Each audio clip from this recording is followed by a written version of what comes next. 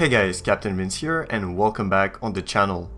In today's video, I will cover what I think are the best settings for the right balance between quality and performance. These settings were found with the very precious help of TOGA Projects. This video is aimed at giving you what I think are very good foundations for settings in Prepared version 4. This means that it's a strong basis on which you can either tune up or down your settings. Now you might be wondering, well, every system, every computer is different, so how is your video going to address every single one computer there is? Well, it's not, and that's the point of this video. As I said, these are what I believe to be strong foundations for settings in Prepared version 4. I'm going to cover the graphics settings, we're going to look at FTX vector and ActiveSky 16, or sorry, ActiveSky for Prepared version 4, and the settings I'm going to show you are going to be settings that were tested and proven to be working with different type of computers to give you the best quality versus performance ratio. So without further ado, let's start with the prepared settings. Alright guys, so just before getting started with the Prepared version 4 settings, let me just tell you that I'm not going to give a full explanation for every choice I made. Actually, I'm going to give explanations for very particular choices and how you can, tune the setting according to your system. But for most of them, I'm just going to tell you what I use, and then you can do experiments on your own. Again, I'm providing you a basis, a foundation, and so this is not like a video about what every setting does. I hope you can understand that. So, FXAA is turned off. This actually makes for very bad virtual cockpit reading, so I turn it off myself. Anti-aliasing 8 times MSAA. Texture filtering is on 16 times. Texture resolution on Ultra. VSync is turned on with triple buffering. Now some people have better performance without triple buffering, so try it on and off. Target frame rate, of course, is unlimited. You really should aim for unlimited. Wide view aspect ratio is turned off. Mipmap VC panels is on. Now if we go to the world options, level of detail radius is on ultra, tessellation factor is on high, mesh resolution is on 2 meters. You can also set it to 10 or 5, but I recommend 2 or 5. Texture resolution on 60 centimeters with use high resolution terrain textures enabled. Now for scenery objects, scenery complexity on very dense. Autogen draw distance. Now this one is very important. I recommend you start with medium. Personally, I use high, but medium you can get away with and it looks fine. I mean, this is not a town simulator, right? So you're in your aircraft most of the time. You don't really need to see buildings, extremely far away. And so medium is fine for me. Autogen vegetation density on very dense, autogen building density on dense. Dynamic autogen vegetation is turned off. Please make sure this is off. Trees look awful. Water on high. Reflections, user vehicle only. I find that terrain and clouds, they don't really look good sometimes and it's really overdone, so that's why I leave these two off. But if you want a more cinematic, dramatic effect, you can try with clouds and terrain turn on. Special effects, both on high. Now to the lighting, my HDR settings are here. 1.30 for brightness, 0.20 for bloom, and 1.15 for saturation, and this is with Envshade. Dynamic reflections are off. Thing is, they look really ugly except if you use them on ultra, and this uses way too much power. So I leave them off. Dynamic lighting, landing lights illuminate ground, and display lens flare all turned on. shadow quality on high and shadow draw distance on ultra. If you have this too low, you're gonna get some really weird shadows when you fly during your cruise. It's just not gonna look good, so definitely leave them on ultra. Now, casting and receiving, internal vehicle, external vehicle, and simulation object for cast are turned on, as well as clouds, and receive, everything is turned on. If we go to the weather settings, well, cloud draw distance is on 60 miles.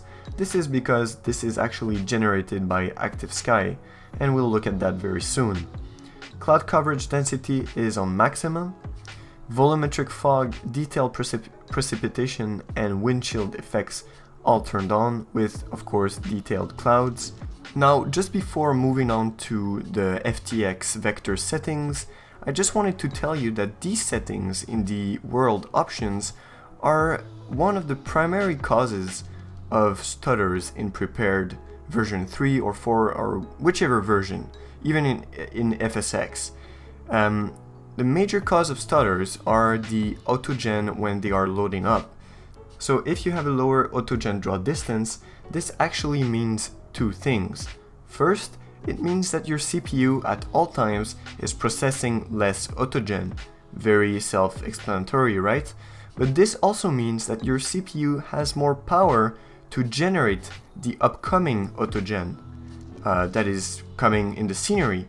By reducing this to high or even medium, which looks fine, honestly, it looks fine, you're allowing your CPU to breathe, and it will cause way less stutters.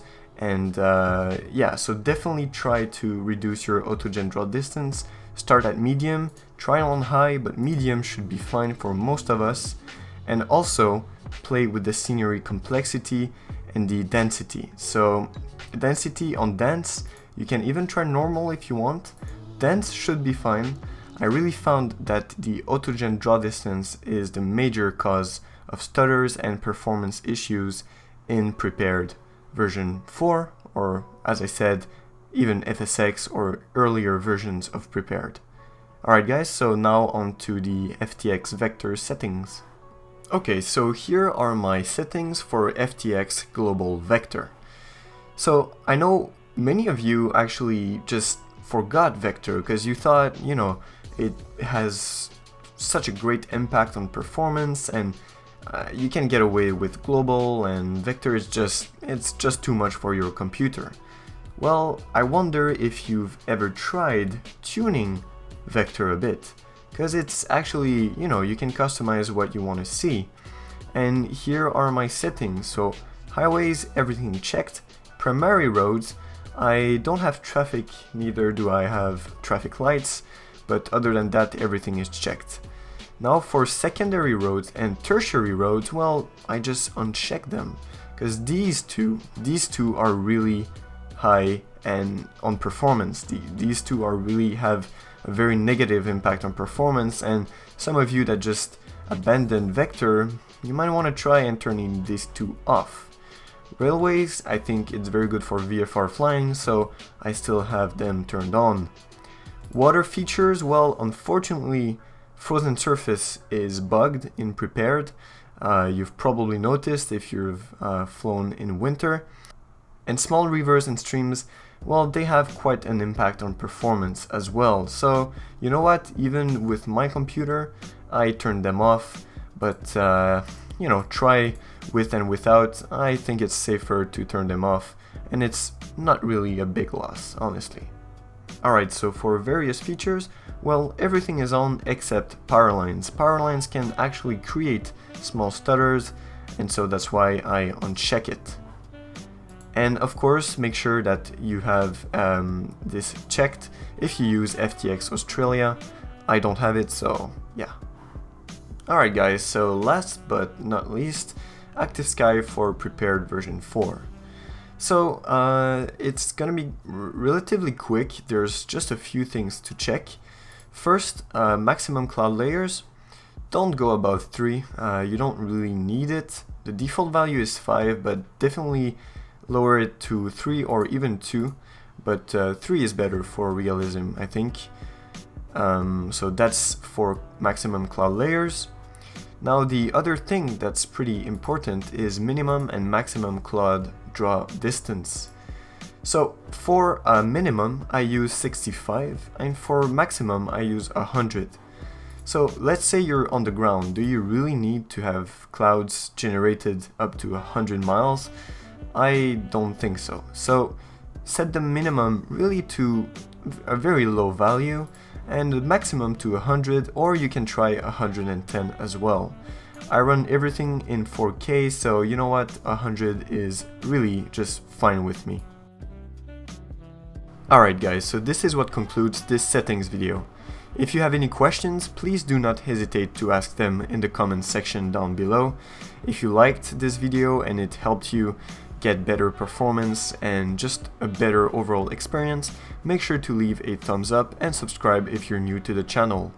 If you want to sponsor the channel, you can do so on YouTube Gaming, the link is down below. And now you get a very interesting perk if you decide to be a sponsor, now you get a very interesting perk if you decide to be a sponsor, and you can read more about that in the description of this very video. Alright guys, catch you later.